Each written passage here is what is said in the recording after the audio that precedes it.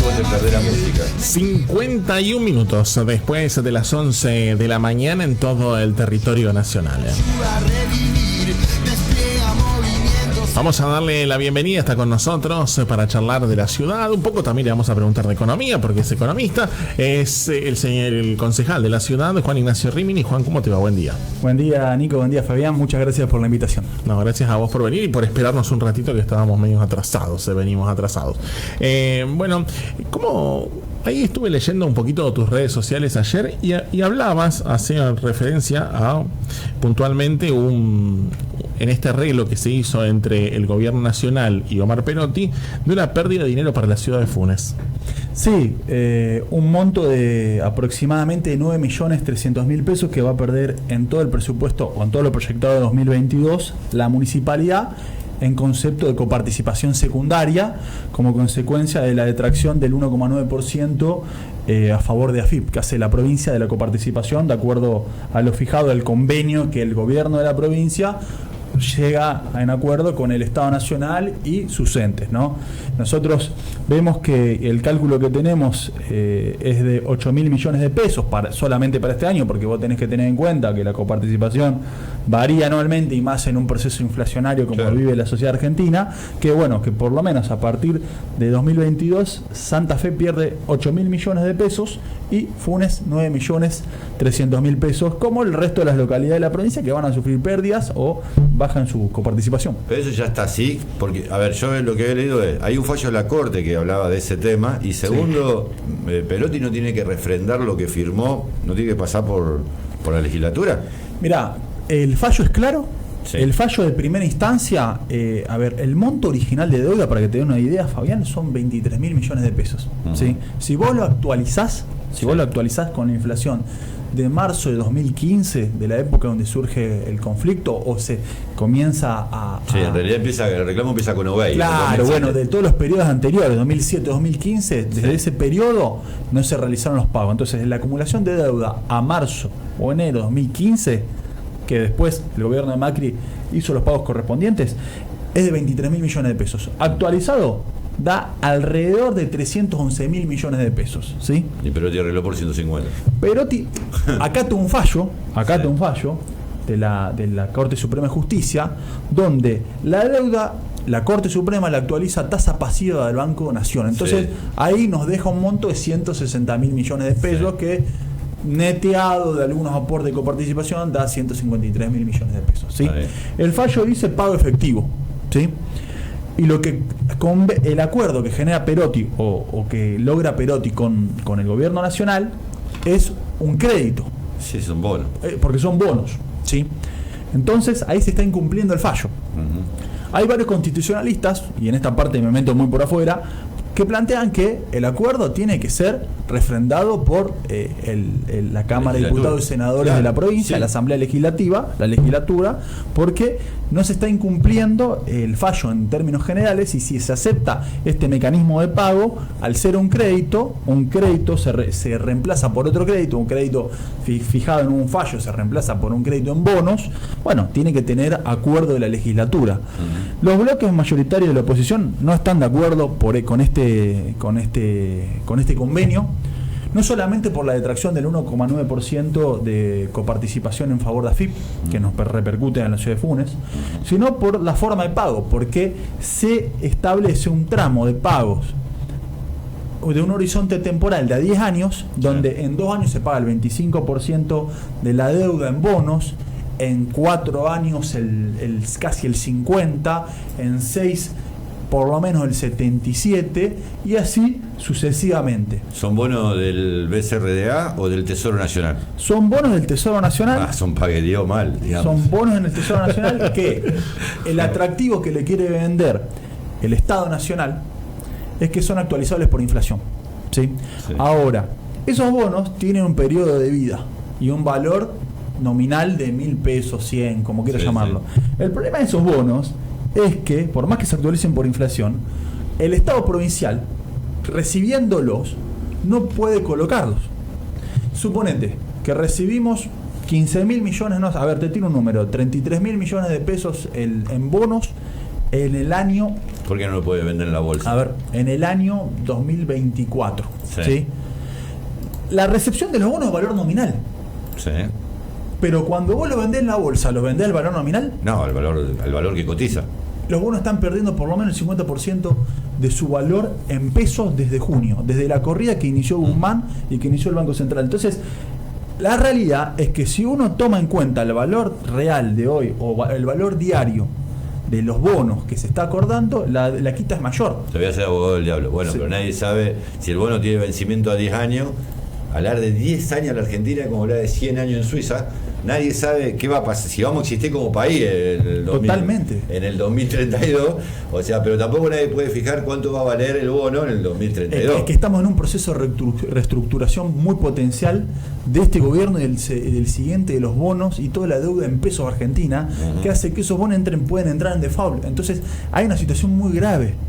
¿Sí? Están de alguna forma no defendiendo el capital y los intereses de los santafesinos, porque la realidad marca que la crisis de bonos, de deuda en pesos que se generó en junio, que generó toda esta corrida, que después si quieren la charlamos, está pegando muy fuerte a los bonos vencer, y esa es la forma de pago que el Estado Nacional convino con Santa Fe, y que claramente en 2024 esté Puyaro, esté Lewandowski, esté Mirabella, esté quien quieras que esté, va a tener bonos que probablemente el valor de mercado sea muy inferior al valor nominal y va a tener que descontarlos en el mercado para obtener recursos. O, imagínate, vos proveedor del Estado, te pago con bonos, pavimentame la ruta 34S.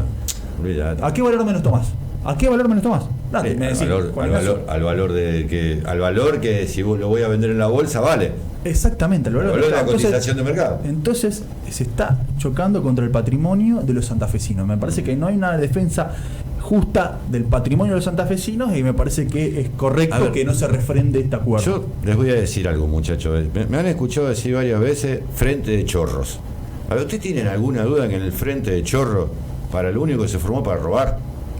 La pregunta no es cuánto, sino cómo. En todo caso, la discusión debería ser de la oposición, decir, están discutiendo todavía, me parece que por este lado me parece que está mal. A ver, van a robar, no se sabe ni cuánto ni cómo. O sea, tienen que cambiar la pregunta a la oposición. Es como el gobierno de acá de Funes. A ver, ya sabe, esto es el frente de chorro. Acá el problema es que todavía no le pudieron encontrar cómo están haciendo para robar. No, a ver, acá nosotros tenemos, por ejemplo, constantemente votado por el Consejo exenciones a los procesos licitatorios. Sí, pero esa es la blanca. ¿Y la negra? Sí, obviamente sabemos que hay muchos rumores de comerciantes apretados, de comerciantes que se le piden pagos voluntarios, y que nosotros hemos, y el Consejo anterior, antes de mi ingreso al Consejo, ha pedido y ha hecho pedido informes, pero la realidad es que nadie presentó los convenios, nadie tiene el contrato, entonces es muy difícil ahí, y entendemos que hay un proceso de coercitivo muy fuerte por parte del gobierno que aprieta, por ejemplo, a comerciantes. Entonces, de esa forma nadie se quiere jugar, y se entiende por el temor que genera la situación, obviamente. Ahora, que nosotros vemos procedimientos que no son, por ejemplo, los idóneos están. Ejemplo, el lunes hay una extraordinaria, Nico. La extraordinaria plantea, dentro de uno de los grandes ítems que hay, de los 5 o 6 proyectos que hay, es saltar mecanismos licitatorios con la excusa de la inflación. Entonces, de esa forma, vos, a ver, si hay lo que le falta a este gobierno es planificación y transparencia. La transparencia está clara, no han hecho una licitación en todo el proceso, y el Consejo, con sus articuladores, lo ha convalidado. Somos los socios, vamos a hablar con el nombre que son. Son los socios. Ahora, va a estar el secretario. ¿Quién era el secretario que nos tenía que traer el papelito el lunes? ¿Qué era el secretario de qué? ¿Planeamiento? ¿De qué secretario nombró el intendente? Me parece que era el planeamiento. Todavía estamos esperando la auditoría, ¿no? Que se le iba a traer. No, la auditoría, bueno, era una de las cosas, pero no, lo otro que nos iba a traer era cuánto había en la cuenta. El secretario de Hacienda. El secretario de Hacienda. ¿Cuánto había en la famosa cuenta de la ordenanza de plusvalía? 12-13. Entonces, ese lunes, el Rolli le iba a dar la orden de que nos mandara. Así que pero no dijo qué lunes. No dijo qué lunes, pero bueno, este lunes usted lo va a ver, me imagino, porque si hay extraordinarios por ese tema, me imagino van a estar los secretarios. No van.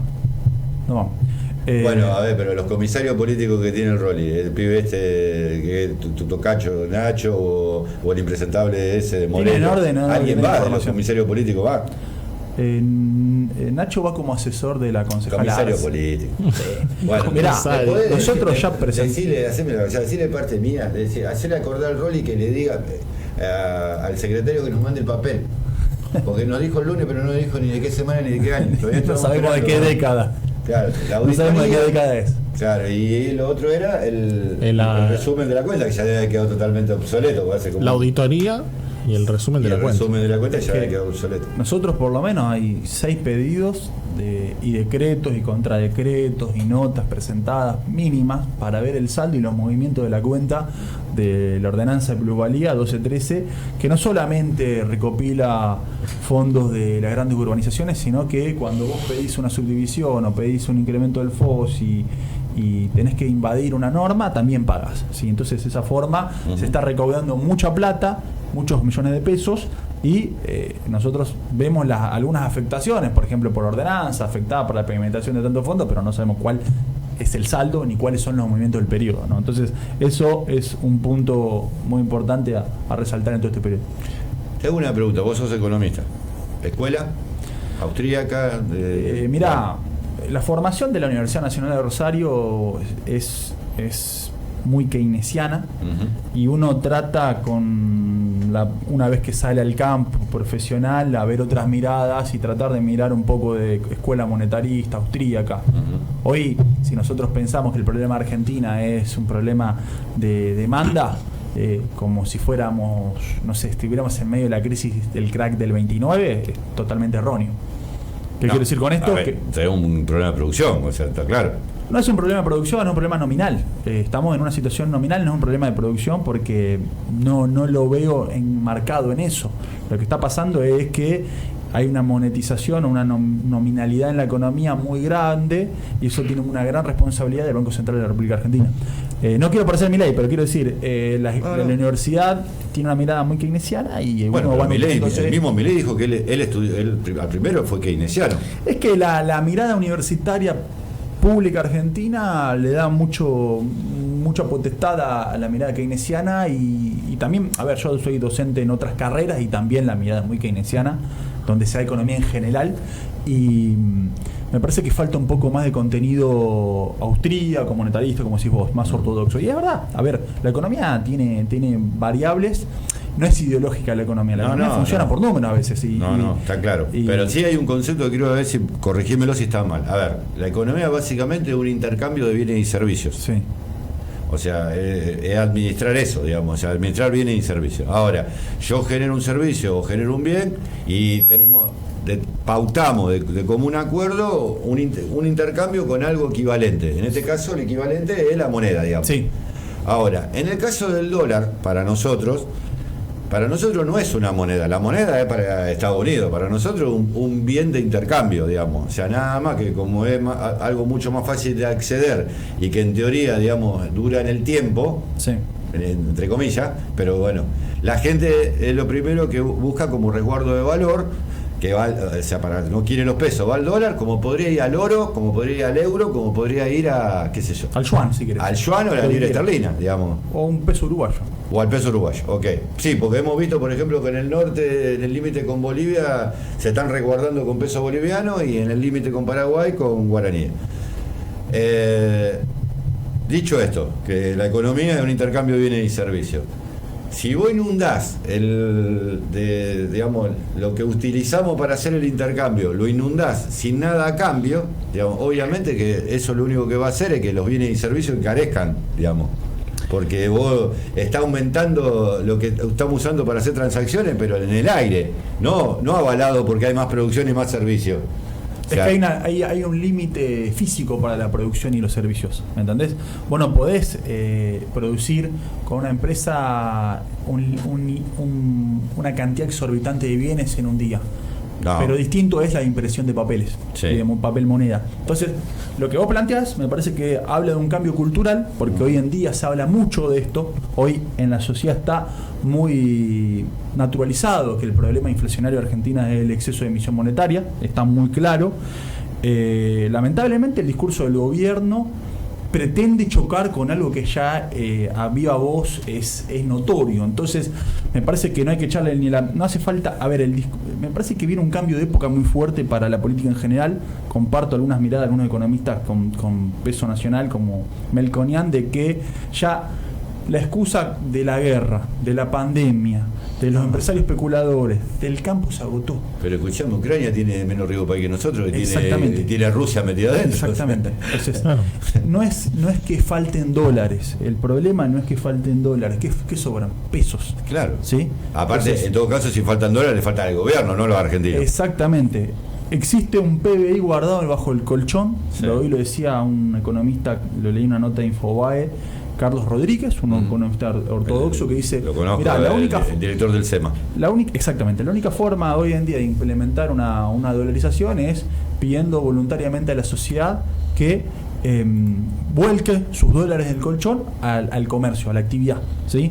Porque el programa de Milei hoy en día es inviable, es una cáscara vacía. Está claro que yo trato de formarme en economía con Guillermo Moreno, no con Milei. Bueno, te planteo la dolarización que hoy porque se ve, le entiendo más, aparte. Sí. Hoy las medidas que plantea Milei son mágicas y implican una conversión, una caja de conversión que por lo menos va a dar $400, entre 700 y 4.000 pesos, de acuerdo a cómo lo conviertas, ¿sí? Entonces es inviable en la economía argentina porque los precios, nos vamos a empobrecer de una manera drástica. Es imposible aplicar una dolarización, al menos que venga el Fondo Monetario Internacional, el Banco Internacional, claro, que te inyecten plata y digan: mira, te damos la base monetaria que necesitas, son 80.000 millones de dólares, lo tenés. Sí, vos decís que es tanto, o sea, con el cambio es tanto. Y sí, porque hasta que genere la confianza de que vos puedas inyectar, que puedas sacar los dólares del corralito, del colchón, mejor dicho, y va a costar. Pero bueno, me parece que el escenario en términos generales macroeconómicos es muy grave. Escuchaba la nota que ustedes tenían con un productor y planteaba algo que es insólito, ¿no?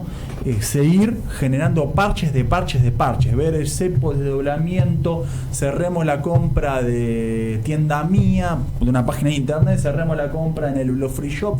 Son todas píldoras, son todas vallaspirinas para un cáncer, para decirlo de una forma brutal. Y el riesgo de hiperinflación y el riesgo de desmadre económico se aceleró lamentablemente desde junio por una serie de medidas erróneas del Banco Central más que de Guzmán, que tienen que ver... no lo critiqué tanto, que radical. ¿Guzmán o PC? No, PC. Sí, pero hizo todo mal. Yo no sé si es radical o no, pero hizo todo mal. Es radical. Vamos a la parte técnica.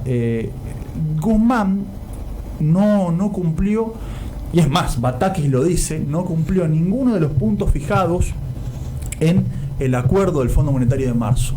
No logró en el primer semestre reducir el déficit fiscal porque lo maquilló, y no logró acumular reservas porque pidió prestado. Le pidió prestado reservas a los exportadores para maquillar el incremento de reservas. Por fuera de eso, de lo fiscal, que depende... ¿Te puedo hacer abogado del diablo de Guzmán? Sí. Pobrecito, porque lo atacan todo ahora. Sí. Guzmán era un tipo bien ortodoxo, que él quería ese ajuste fiscal. Además, viene haciendo un ajuste fiscal sobre las jubilaciones.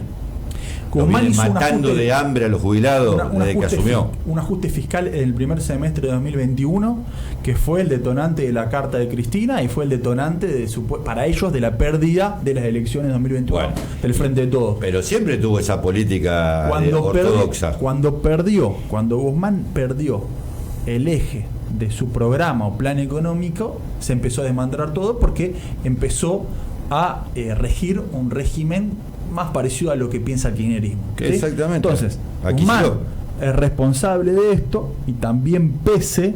¿Por qué? Porque en junio hubo una corrida contra los bonos SER, que es los bonos que nos dieron, que nos están dando a la provincia, y lo que hizo Pese fue no renovarle el IX. Y los intereses devengados de la LELIX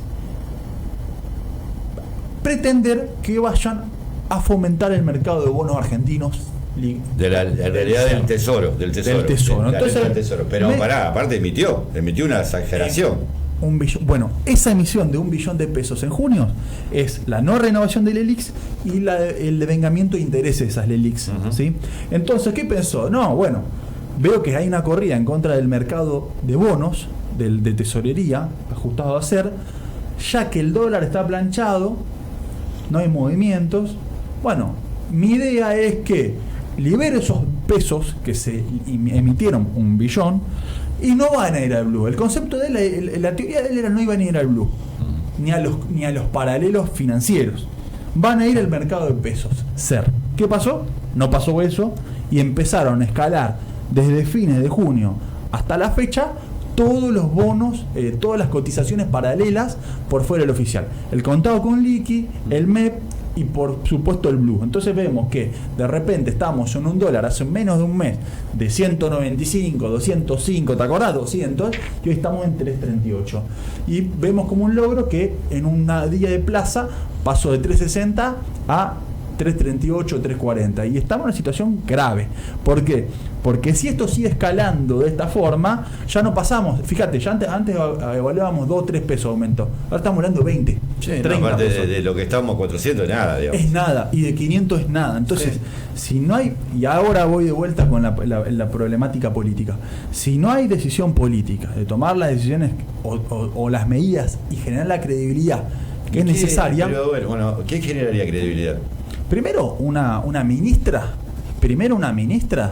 que tenga la espalda política para bancar la situación. Bataki no es. Segundo, por lo menos alinear al kirchnerismo.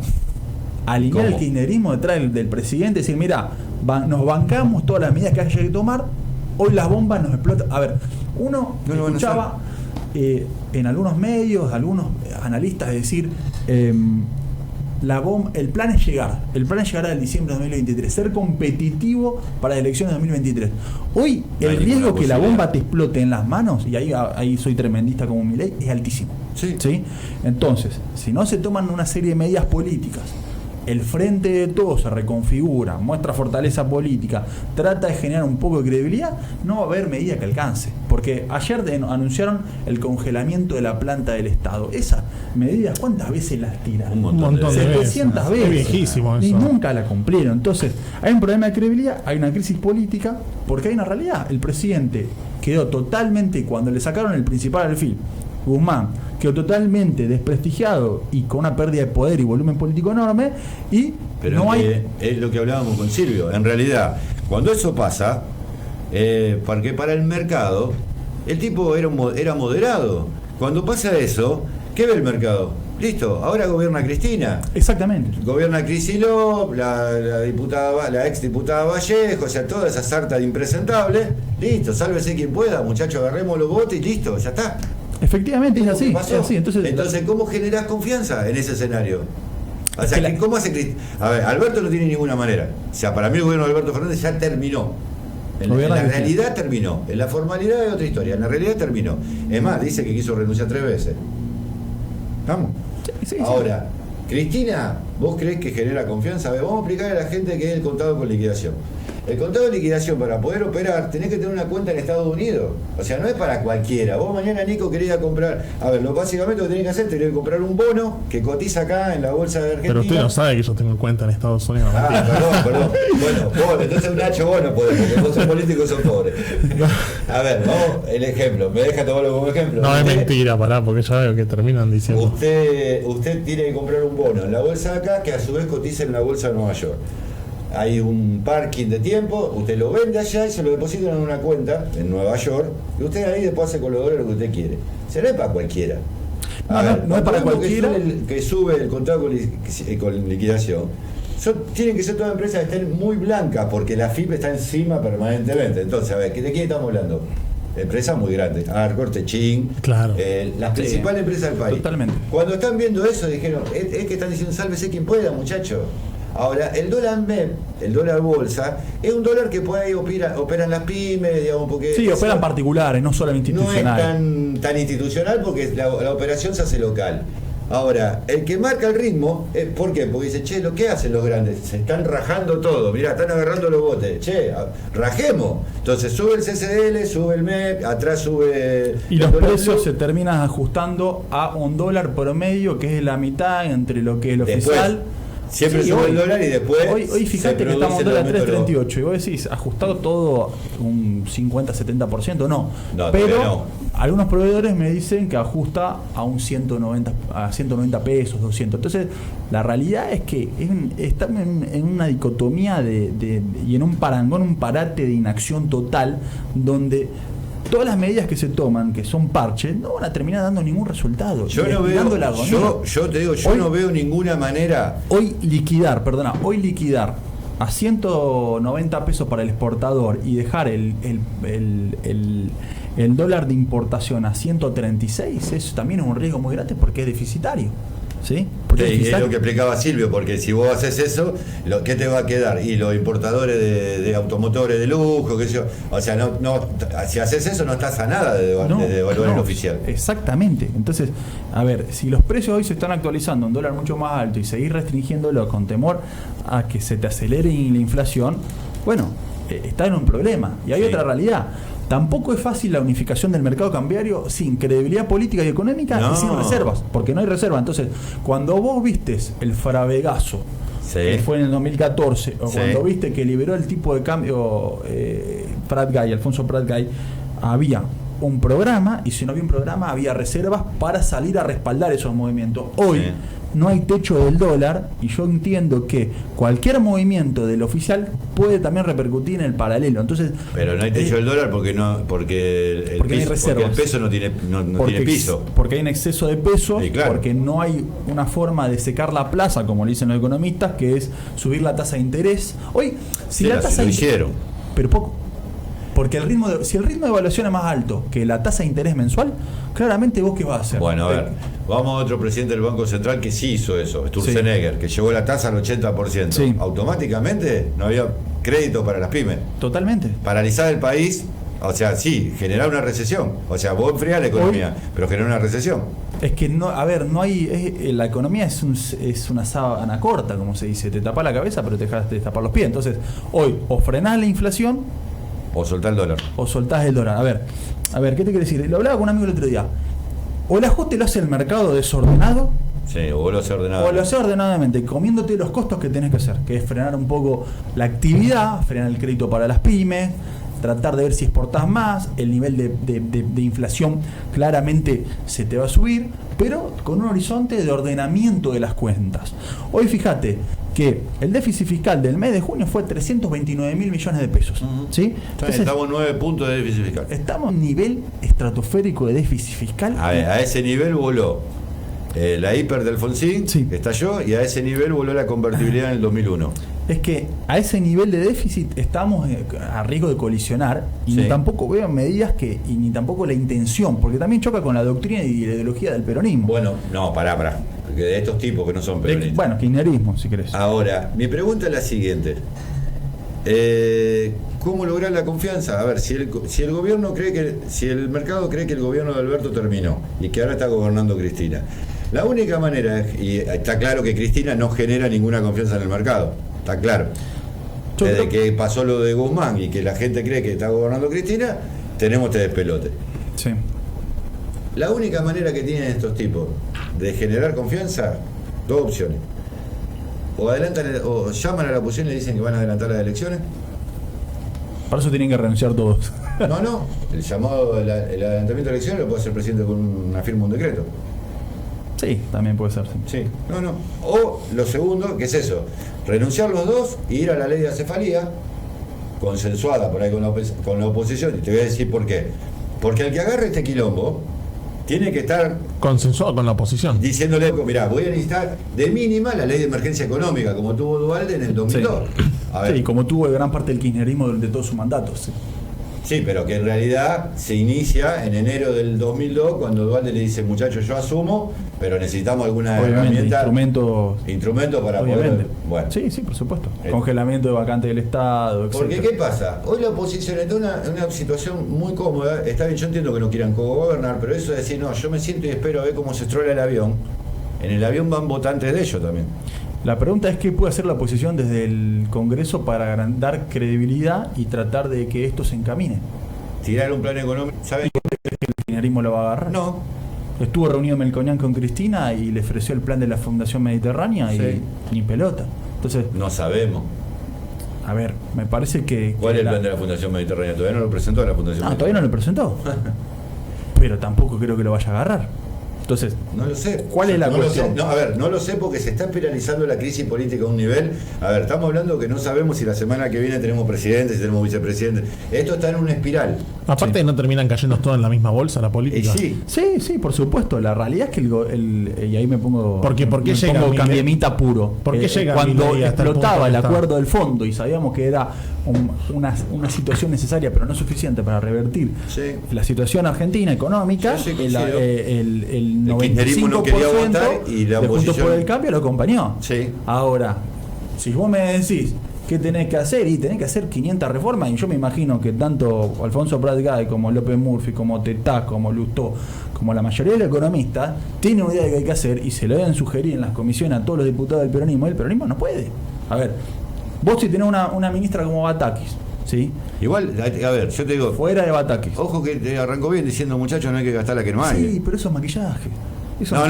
No, conceptualmente no, porque hasta acá vienen gastando la que no hay. Está bien, pero es maquillaje. Si vos tenés una ministra que dice una cosa y después tenés en la plana inferior ministros, secretarios, coordinadores de energía de todas las áreas que gastan más de la que tienen, por eso le quiere implementar la caja única. Bueno, tampoco alcanza. Entonces, es una crisis de credibilidad, una crisis fiscal y una crisis monetaria. Tenés que remover al presidente del Banco Central, un ministro con potencia. A ver, ¿por qué no agarra Redrado? Porque no está en las condiciones políticas. Y Redrado, ¿cuándo te va a agarrar? Te va a agarrar Redrado cuando diga, mirá, me das todo el poder al Ministerio de Economía, yo fijo quiénes son mi secretario de planeamiento, secretario de Energía, secretario de Hacienda, pongo el ministro de Producción y enderezo el barco. Y además tengo un nexo con el Banco Central, con un presidente que no sea expansionista como que realmente lo que hizo fue un desastre. Entonces, me parece que la crisis es muy grande y choca con los posicionamientos ideológicos del mismo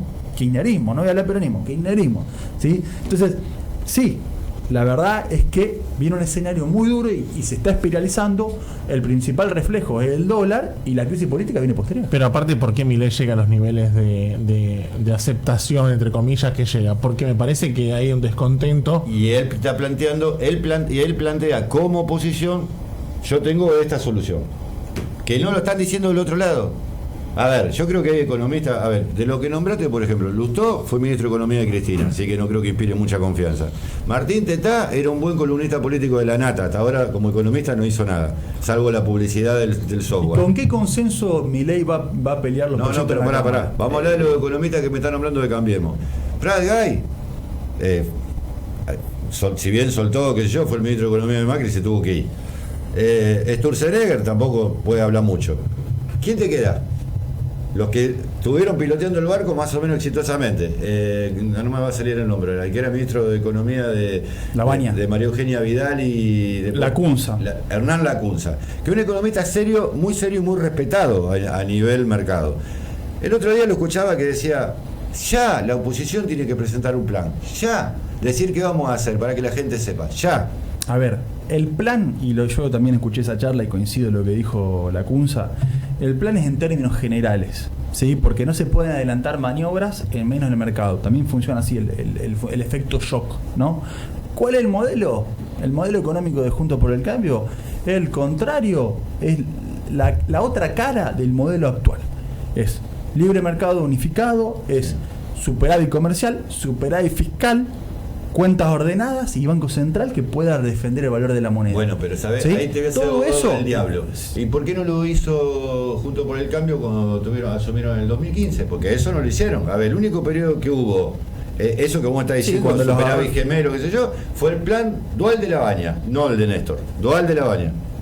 Sí, hubo un intento de acomodar las cuentas después que apareció la supervisión del banco de lo que sería el Fondo Monetario. Yo lo que creo es que ese es el camino y después lo que haya hecho Macri, que Macri cometió 5.700 errores, es otra cosa, ¿no? Bueno, pero acá es el ministro de Economía de él. Sí, pero yo soy radical, no soy macrista. Entonces te digo, me parece que ese es el camino y me parece que algunos de los alicientes que plantea la oposición, los economistas de la oposición, es el horizonte para el ordenamiento de una economía. Después Macri no quiso acelerar, cometió muchísimos errores, sí, obviamente. eso sin duda. Pero me parece que, por eso te vuelvo de vuelta a lo que te planteaba ahora. Sí. Me parece que el cambio cultural que vos lo planteaste, en entender que la inflación es un fenómeno monetario, o que específicamente en esta situación es causa exclusiva del exceso de emisión monetaria en todas sus vertientes, habla de que la sociedad está cansada y que el kirchnerismo, la caja de herramientas que tiene para ir en contra de los ricos, en contra de las empresas, en contra de la empresa, los ricos, si son todos multimillonarios. se acabó. Me parece que viene otra etapa donde la economía va a tener que normalizarse. Una cosa es que se normalice a fuerza de mercado, que sabemos cómo termina, con 20, 30, 15% más de desempleo, y otra cosa es tratar de ir ordenando las cuentas, tratando de tener un gasto social efectivo en el momento que vos veas que tengas que unificar el tipo de cambio, tengas que bajar el déficit del Estado, tengas que dar señales en el mercado subiendo las tasas, porque es indudable que van a tener que tomar una serie de medidas que son costosas para la sociedad por la impericia constante. Porque esta situación, un mes atrás era grave, pero no era tan grave como está en esta situación, vamos a ser sinceros. Y a ver, y ahí no hay crisis, no hay Ucrania, no hay Macri, no hay pandemia. El ápero nada, el ápero Cristina en todo caso. Pero Totalmente. A ver, yo en el análisis que te hacía, creo que la única manera que tienen de llegar hasta el 2023, si no tomamos esas opciones, que en ambos casos son constitucionales. A ver, llamar a adelantamiento de las elecciones es constitucional, la ley de acefalía es constitucional. Ahora, el único tipo que le puede inspirar para que baje el CCL, que inspira más o menos, a mí no, pero que inspira más o menos a los grandes empresarios o a un grupo de grandes empresarios la confianza como para hacer un recambio y poder llegar ordenadamente, es Sergio Massa. Hoy tiene el apoyo de 4 o 5 empresarios que son tipo grandes en la economía. El presidente River. El presidente River, Urnequian, Vos decís dentro del oficialismo. Estamos hablando del oficialismo porque es lo que la gente votó, digamos. Sí. Dentro del oficialismo. Para llegar ordenadamente al 2023.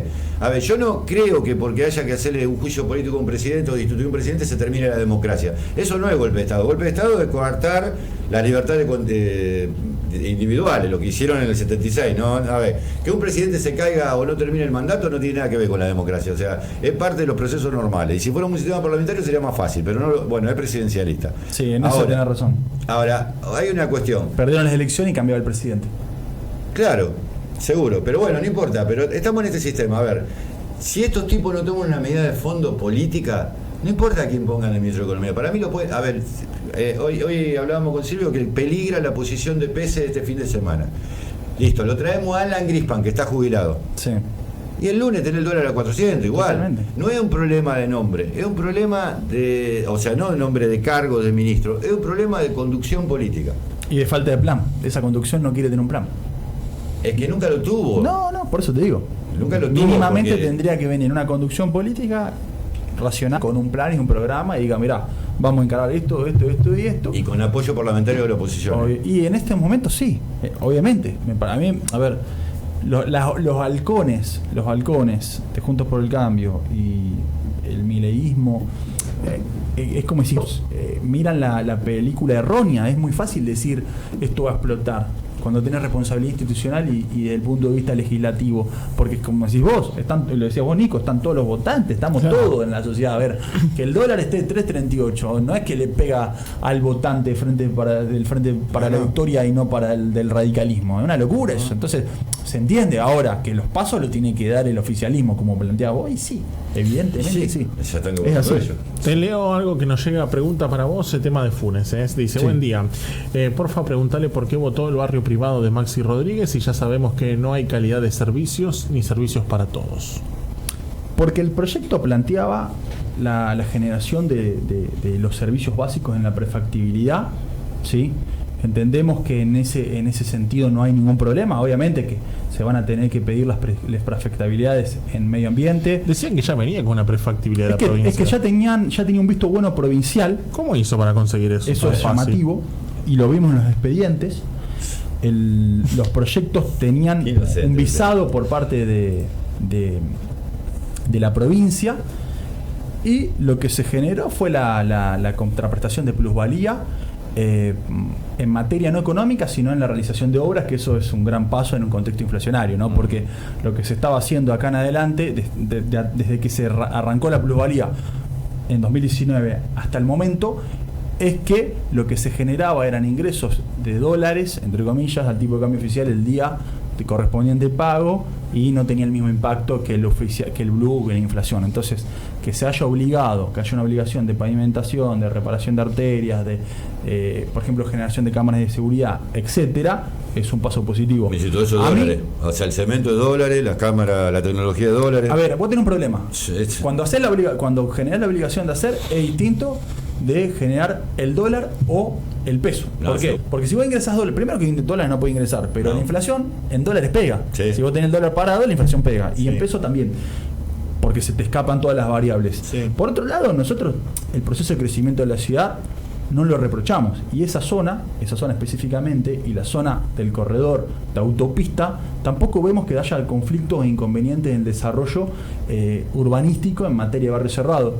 También fíjate que enfrente se generó y se está generando un polo de PH y de oficinas junto al Howard Johnson, y me parece que es un perfil que tiene que tener la ciudad. Sí cuestionamos que ese proceso tiene que estar acompañado de un proceso de planificación un poco, y no solamente quedarnos en alguna pavimentación de alguna avenida. Por eso presentamos un proyecto para generar un fideicomiso y que se detraiga un porcentaje que lo fijamos en el 20% y que pensamos que también podría ser mayor, 25-30% de los recursos que ingresen en plusvalía, para generar un fondo y que se pueda generar obra pública de mayor calidad. ¿Qué quiere decir con esto? Hablar de agua, cloacas y gas en zonas que no tienen las prefactibilidades y que en algún momento va a llegar. ¿Por qué? Porque nosotros vemos que a Rolly le quema la plata, ¿sí? Rolly cobra la plata y se te pavimenta, si querés, hasta un bosque. Te argumentan Entonces, la inflación. ¿cómo? Te argumentan la inflación. Y te argumentan la inflación. Entonces nosotros estamos planteando una solución alternativa que no implica dejar sin recursos obra pública en el presente, pero que sí nos permite esperar algunas prefactibilidades que son fundamentales, porque cuando a nosotros nos dicen en Funes no hay agua, sí, no hay agua, pero no hay agua porque está demorado el acueducto del Gran Rosario, vamos a ser sinceros, no vamos a ver, yo no te voy a mentir, no, el Rolly no nos trae agua. No. Podemos hacer la redistribución, ahora, claro, va a quedar obsoleta. Lo va a tener todo preparado, pero... Claro, y se va a arruinar. Entonces, ¿qué te quiere decir esto? Bueno, la plata quema. Tratemos de ser conscientes, tratemos de ver qué proyectos son fundamentales y qué fondeos vamos a necesitar a nivel local. También me parece que hay que tener una mirada un poco más amplia respecto a los accesos de la ciudad, ¿no? No solamente con obras nacionales. Y también hay que salir a gestionar bulevarizaciones, por ejemplo, de Ruta 9. La tercera calzada de la autopista está planteada y también es necesaria. Sí. Más accesos. En Roldán había un proyecto de la calle San Sebastián. Está pidiendo más gasto público y por otro lado tenemos 9 puntos del PBI. Dejate de joder, bajemos el déficit primero. O sea. Primero el déficit lo tiene que bajar Nación. Sí, por eso, en los municipios bajemos déficit primero. Pero la autopista es nacional. La autopista es nacional, sí, señor. Sí, señor.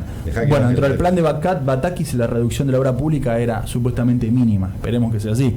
Igual, si uno ve la... No, pero ahí coincido con Milei. Hay que sacarle el arma de choreo a los políticos. La obra pública. Y sí, totalmente. A mí me preocupa también la segmentación de subsidios, porque la semana pasada salió Meatelo planteando los 24.000 millones de pesos que recibe el AMBA mensuales en concepto de subsidio al transporte, y el resto del país, que son 22 provincias, reciben 3.000 millones de pesos. Sí, es un escándalo. Eso fue siempre igual. Un escándalo, sí, pero a ver, siempre fue regresivo, pero no como este punto que ya estamos arriba del 90% de los recursos que se destinan al AMBA. Antes estábamos en 80, el año atrás estábamos en 85, antes estábamos en 81. Y hay un porteñocentrismo en ese sentido que es muy grave. Desde 1853 para acá, o un poquito más, porque Buenos Aires está un poquito después, la función de los gobernadores era defender las provincias justamente de capital de Buenos Aires, del puerto, básicamente. Es más, la pelea de Urquiza con Rosa fue por el puerto. Ahora, si tenemos gobernadores impresentables, arrastrados como Perotti, no importa el partido político, que no defienden el federalismo, o sea, es lógico que va a suceder esto. Sí, efectivamente. Es así. Es un problema de los políticos que tenemos. O sea, no. Y salen del pueblo, así que no vienen de un plato volador. Yo al Rolly te lo podría definir como un hacedor compulsivo, Pero el problema es que va tan rápido que es como cuando soltaba un caniche dentro de un bazar, de una cristalería, ¿viste? No. Claro, entonces ahora está ese riesgo. Agarra la plata y a las 6 de la mañana dice, hoy lo pavimentamos a Nacho. Y a la vuelta lo pavimentamos a Nico. Sí, ¿viste? sí, es lo que vemos.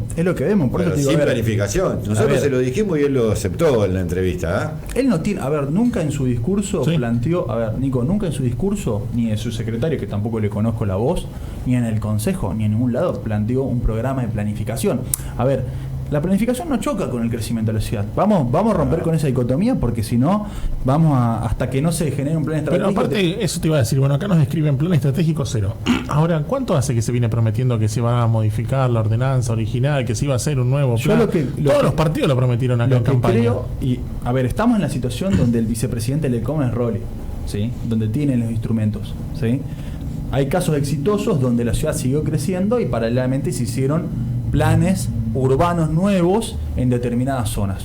Ejemplo, hoy en día, como está creciendo Funes y como vemos que se está consolidando la trama urbana del centro, claramente necesitamos cambiar los índices edilicios del centro de la ciudad. Sí. ¿Sí? Y tenemos que discutir ahí, ¿se habilitamos un poco más de altura o no? Porque claramente es así. Pero ¿y cómo van a parar el progreso? O sea, Casilda, que tiene menos habitantes que Funes, tiene edificios. O sea, Bueno, por fuera de eso, esas discusiones y ese cuidemos los programa, árboles. Sí. y esa mirada, la Bartola, como me planteás vos, la Bartola, y bueno, mañana pavimentamos, porque ¿con qué criterio? No sé, y bueno, pavimentamos y ponemos los postes en la zanja, y bueno, acá lo estoy viendo en la imagen que tenés de una calle, que es San José.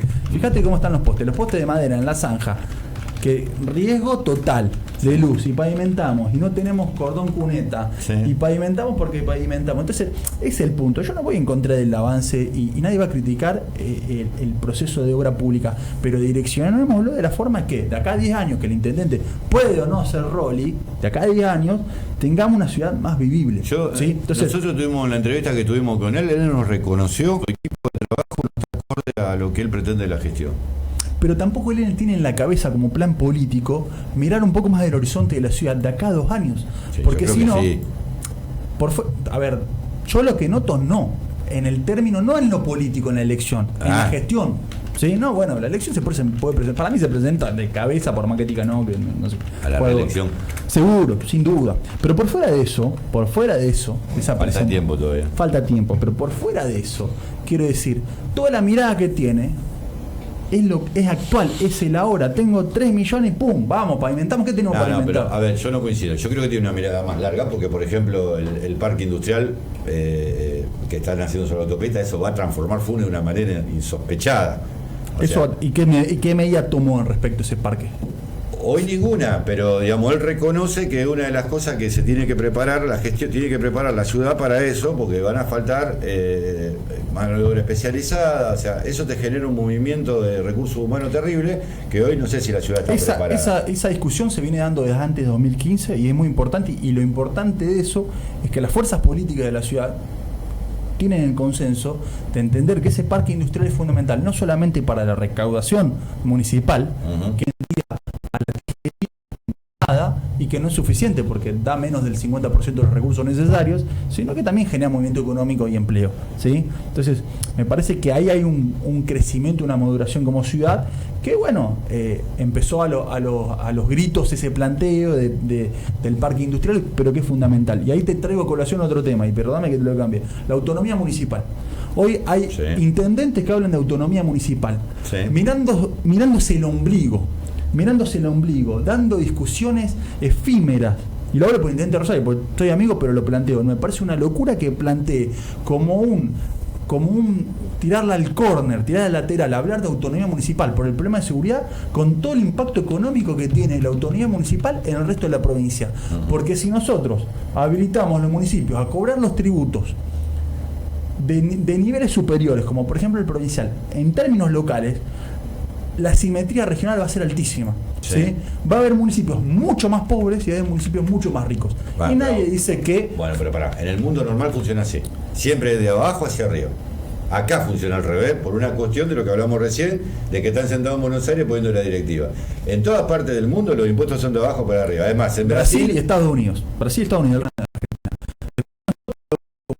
No, vemos si mejoramos los mecanismos de coparticipación. En Australia también, en Nueva Zelanda también, en Irlanda también. Hay un montón de países que es de abajo hacia arriba. Pero si vos tenés una sociedad pobre, una provincia que tiene una cantidad de metros y kilómetros enorme, con distintas realidades. Por ejemplo, Roldán, San Jerónimo, San Lorenzo, que tiene puerto, Timbúes, que tiene puerto General San Martín. Si nosotros dejamos que cada uno tribute todos los niveles provinciales en su ámbito regional, nosotros no recibiríamos coparticipación. ¿Sabés qué pasa? Ahí sería, claro, y está bien, y te digo más, y eso haría que no tengamos intendente como Escalante, que no se le caiga una idea. Ahí tendríamos que tener intendente creativo que digan, tenemos que generar cosas para generar recursos.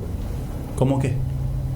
Hacer una asociación municipio capital privado y le decir, pero hay cuestiones naturales como por ejemplo el puerto que genera una ventaja. Puerto, no puede entrar el río, pero bueno, por eso sí te digo. A ver, pero te digo, entonces, el polo industrial que está en la entrada de San Luis, en Villa Mercedes, eso, ahí no hay agua.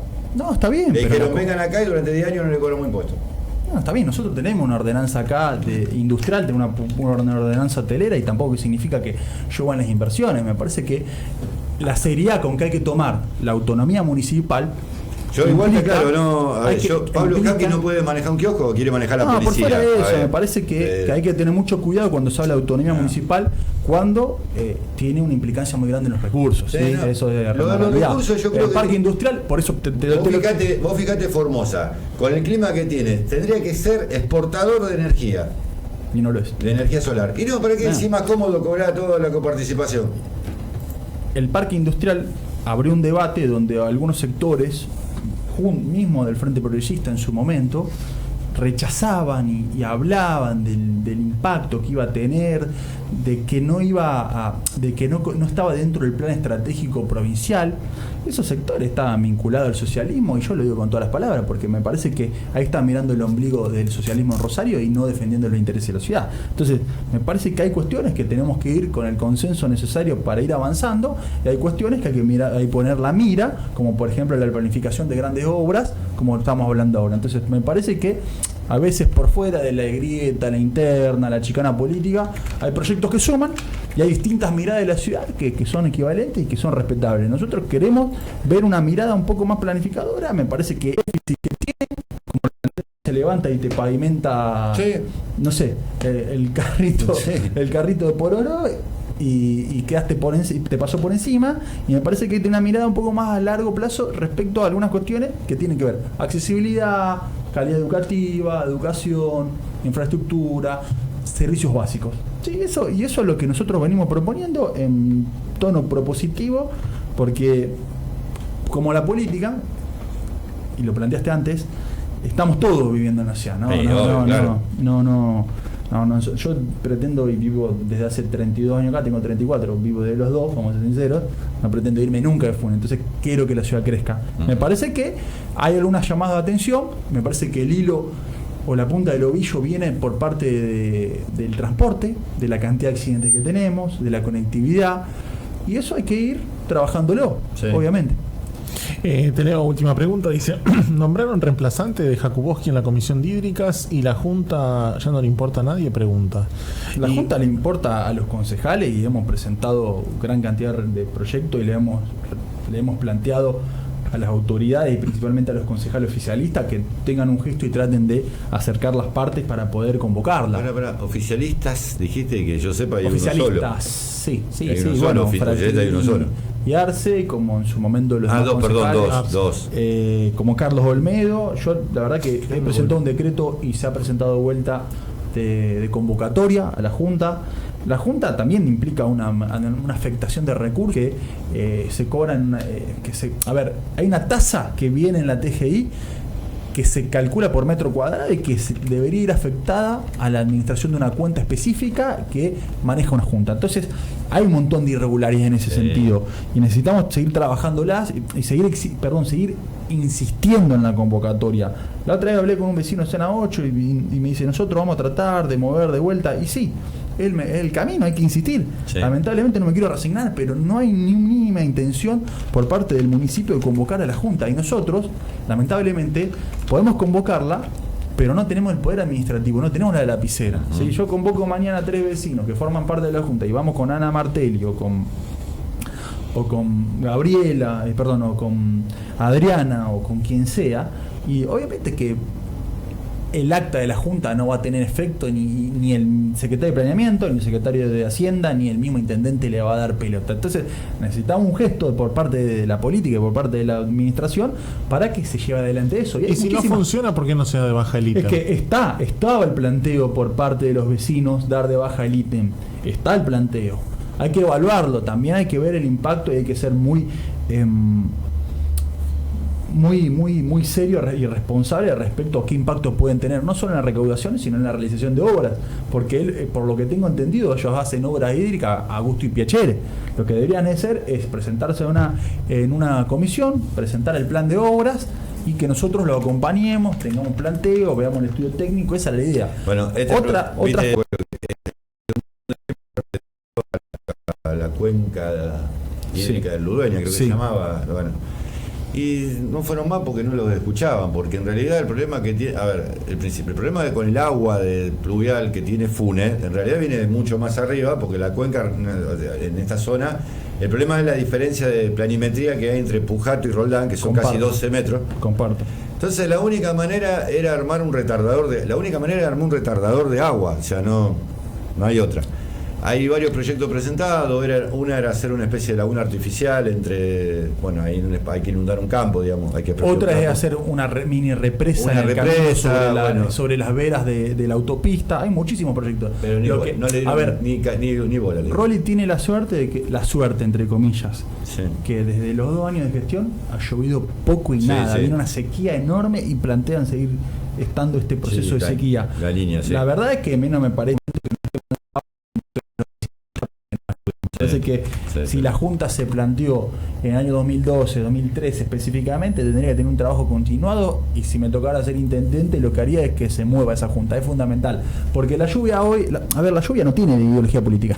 No. La lluvia cae y destroza y ataca a cualquier gestión y le puede pasar, Dios quiera que no, a cualquier intendencia. Yo en estos momentos soy vecino del Salvá, y la verdad que paso constantemente, salgo a caminar y veo el estado de sociedad que tiene. Me parece que es momento de hacerle limpieza. Se lo he planteado informalmente y lo hemos presentado como proyecto en el Consejo y se ha sancionado. Me parece que hay que ver con cautela y con responsabilidad estas cuestiones. Y me parece que también, si nosotros abocamos la política local, porque en su momento también Rolly era concejal y también votó las ordenanzas de Junta Hídrica y el incremento de ítem de Junta Hídrica, tiene que tener un poco de responsabilidad respecto a eso y escuchar y tratar de trabajar con el vecino en la prevención, ¿no? Porque en muchísimas áreas hay superávits, y en esta área hay un déficit que viene siendo subsanado por una cuestión climática, que no llueve. Si llueve, no sé cuál es el resultado.